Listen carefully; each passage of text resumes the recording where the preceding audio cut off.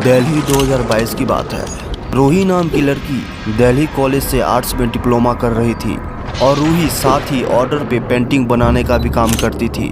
रूही एक property dealer के ऊपर वाले घर में रहती थी, जहां पर प्रॉपर्टी डीलर की वाइफ की 3 छोटी छोटी बच्चियां भी रहती थी, जिनका नाम कोमल, माही और शिवानी था।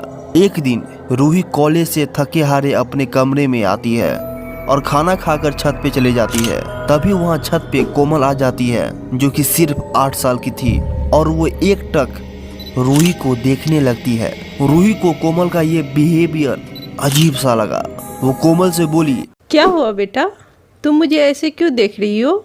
ये सुनकर कोमल रूही को अपने पास बुलाई और रूही के कान में कहने लगी कि रोज रात को आपके कमरे के छत पर मेरे भैया दिखते हैं और वो मुझे कहता है कि दीदी मुझे आकर बचा लो, लेकिन मैं उस तक पहुंच ही नहीं पाती और अचानक वो ऊपर से गिर जाता है। ये सुनकर रूही पूरी तरह सुन्न हो गई।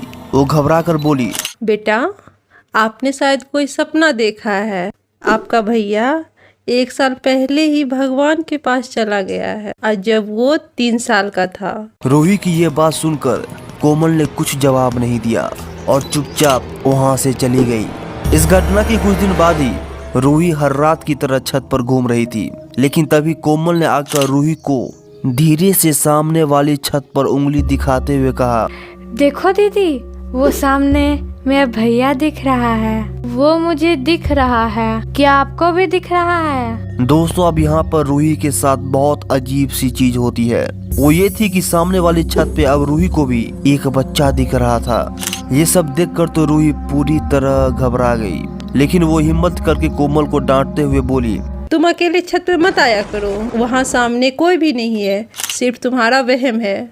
ये सब सुनकर कोमल ने कोई जवाब नहीं दिया और अजीब सी क्रीपी टाइप से हंसते हुए वहाँ से भाग गई।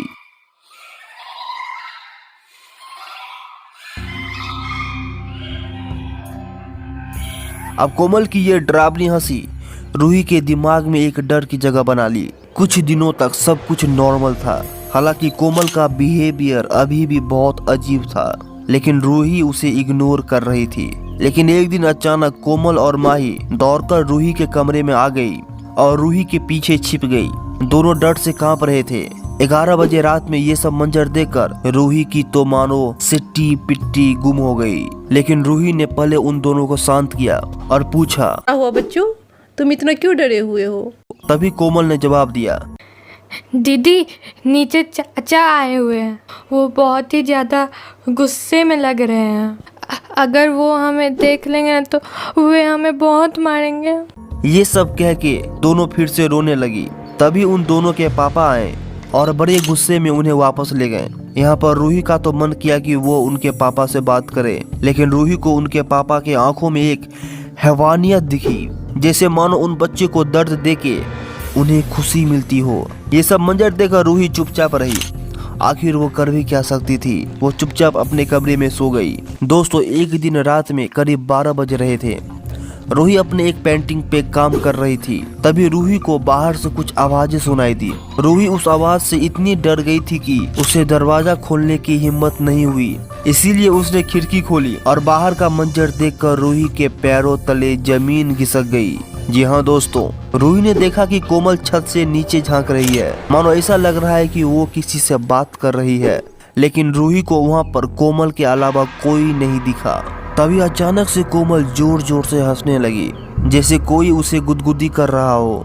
लेकिन तभी कोमल की आंखें रूही पर पड़ी। रूही ने तुरंत ही खिड़की लगा ली। ये सब मंजर देखकर रूही पूरी तरह डर गई थी। वो उस दिन जैसे तैसे करके सो गई। दोस्तों, कल का सवेरा रूही के लिए और भी डरावना होने वाला था, क्योंकि शाम को जब रूही ऑफिस से घर आ रही थी, तभी सीढ़ियां चढ़ते समय रूही को किसी औरत के रोने की आवाज सुनाई दी। वो औरत मानो फूट फूट कर रो रही हो। रूही जो ऊपर बढ़ रही थी, रोने की आवाज और भी तेज हो रही थी। जब रूही अपने कमरे के सामने पहुंची तो रूही ने देखा कि एक औरत उसके दरवाजे के सामने खड़ी है। उस औरत का चेहरा पूरे बालों से ढका हुआ है। वो धीरे धीरे सिसकियां भी ले रही थी। उसके लंबे घने बाल चारों ओर बिखरे हुए थे। ये मंजर देखकर रूही बहुत डर गई और जैसे ही रूही वापस जाने लगी, उस औरत ने रूही का हाथ कस के पकड़ लिया। रूही की मानो तो उसकी धड़कन रुक गई, उसके हाथ एकदम ठंडे पड़ गए। लेकिन तभी एक डरावनी आवाज में उस औरत ने रूही से कहा, उन्हें बचा लो, मेरी बच्चियों को बचा लो, वो उन्हें मार डालेगा। अब दोस्तों यहाँ पर ये सवाल उठता है कि ये औरत कौन थी, वो ऐसा क्यों बोल रही थी, उस घर में सब कुछ इतना अजीब क्यों था। ये सारे मिस्टीरियस सवालों का जवाब हम अगली वीडियो में जानेंगे। दोस्तों इस वीडियो का जल्द ही पार्ट 2 आएगा। बस आपसे एक रिक्वेस्ट है, 500 लाइक इस पे कर दीजिएगा। तो जल्द ही मिलते हैं अगली वीडियो में, मतलब इस कहानी के पार्ट 2 वीडियो में। तब तक के लिए सतर्क रहें।